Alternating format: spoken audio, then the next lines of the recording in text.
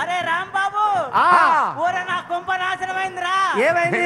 నా పెన్న కోరికలు గుర్రాలు ఎన్ని కోరికలు ఉన్నాయి అంటే వద్దంటే వినదో యమ్మ నా ముద్దుల పెండం మంకుబట్టు ఇడవదు ఏందమ్మా నా కడుసు పెండం వద్దంటే వినదో యమ్మ నా ముద్దుల పెండం మంకుబట్టు ఇడవదు ఏందమ్మో ఈడ కడసలి పెండం వద్దంటే వినదో యమ్మ నా ముద్దుల పెండం మంకుబట్టు ఇడవదు ఏందమ్మా నా కడుసు పెండం వద్దంటే వినదో యమ్మ ఈడ ముద్దుల పెండం మంకుబట్టు ఇడవదు ఏందమ్మో ఈడ కడసలి పెండం ఏమైందంటే ఈమెనే నా పెండం ఇక టీవీ అంటది కూలర్ అంటది కూసని ఊగే ఊయలంటది వంట చేయుటకు గ్యాస్ వంటది అప్పెంతైనా దెమ్మని అంటది అప్పెంతైనా దెమ్మని అంటది అప్పెంతైనా దెమ్మని అంటది. అరే రాంబాబు పక్కింటోళ్ళట పోటీ పడుతుందమ్మా నా ముద్దుల పెండం పరుపు మంచము కావాలంటాదే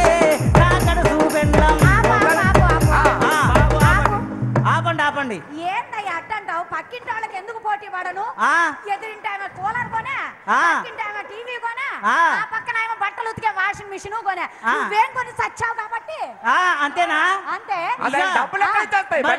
అంతే కదా. డబ్బులు ఎక్కడి నుంచి వస్తాయా? ఓరి మామా, ఇప్పుడు సూపర్ జిఎస్టి సూపర్ సేవింగ్ అని వచ్చింది మన కోసం.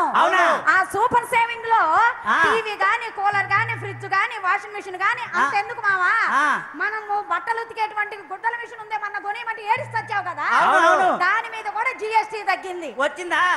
ఇక అది సరే, మరి కొత్త సినిమా మరి వచ్చిందంటే కోకాలైగా కొత్తది కడుతుంది కొప్పు నిండములు గట్టిగా పెట్టి పౌడర్ పూసి పైన పౌడర్ పూసి పైన పౌడర్ పూసి పైన. ఇదే లెక్క. దీని లెక్క ఎట్టంటే ఆడోళ్ళు ఇళ్లల్లో కళకళ కళకళలు ఆడుతుంటేనే లక్ష్మీదేవి గలగల గలగల నడుచుకుంటూ వస్తారు.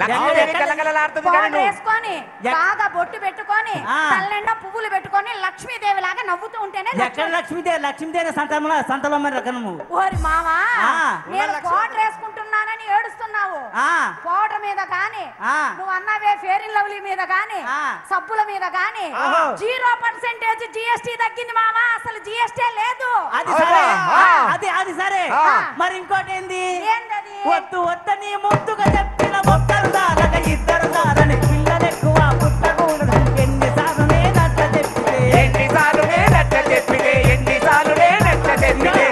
ఇంటికి ఒక్కరు ముద్దు ఇద్దరు అద్దు. మరి ఎక్కువ మంది పిల్లలు పుడితే ఎట్లా తెచ్చి పెట్టాలి? వరే ఇప్పుడు మన చంద్రబాబు నాయుడు గారు కూడా 3 పిల్లల్ని కనండి, ఇబ్బంది ఏమీ లేదు, తల్లికి వందనం పథకం పెట్టింది. అది కాకుండా పిల్లలు పుడితే మందుల మెడిసిన్స్ కి ఏదో ఖర్చు అవుతాయని ఏడుస్తున్నావేమో. పాల ప్యాకెట్లు గాని పెరుగు ప్యాకెట్లు గాని హాస్పిటల్ మందులు గాని జిఎస్టీ మనకు తగ్గించిపోయింది మామా. అందుకనే పిల్లలు ఒక్కరు కాదు 3 కనొచ్చు, ఇప్పుడు ఇబ్బంది ఏమీ లేదు. నువ్వు గంటగా నీకెంత ఓపికనే గిన్నెస్ బుక్ లో ఎక్కుదామని కదా. బుక్ లో ఎక్కుతావా? ఇవన్నీ ఇచ్చినటువంటి నరేంద్ర మోడీ గారికి మనం ఏం చెప్పాలక్క? సరే గాని ఇంకో లెక్క ఏంది? తిరుమల తిరుపతి పోతారంటావు, మేడారం వస్తారంటావు, శ్రీశైలం మల్లన్న స్వామి మొక్కు తీర్చబడి ఉన్నదంటావు. ఇక ఆఖరికి ఏం జరిగిందంటే భద్రాచలముకు పైన గట్టింది నా ముద్ర పెండ్లం బర్రె నమ్ముకొని పసెక్కిపోయింది నేను లేనిది చూసి. అసలు మేము ఆడోళ్ళము భద్రాచలం పోయినా శ్రీశైలం పోయినా వెంకటేశ్వర తిరుమలకు పోయినా నువ్వేమన్నా డబ్బులు ఇస్తున్నావా? ఫ్రీ బస్ లో పోతున్నా. ఆ మొక్కులు కూడా నీ కోసమే కదా, నువ్వు బాగుండాలని ఆరోగ్యంగా ఉండాలని కదా. అందుకనే మన నరేంద్ర మోడీ గారు ఇప్పుడు ఏం చేశారు? సూపర్ జిఎస్టి సూపర్ సేవింగ్ అంటూ మన ముందుకు వస్తున్నాడు. రావణ చందన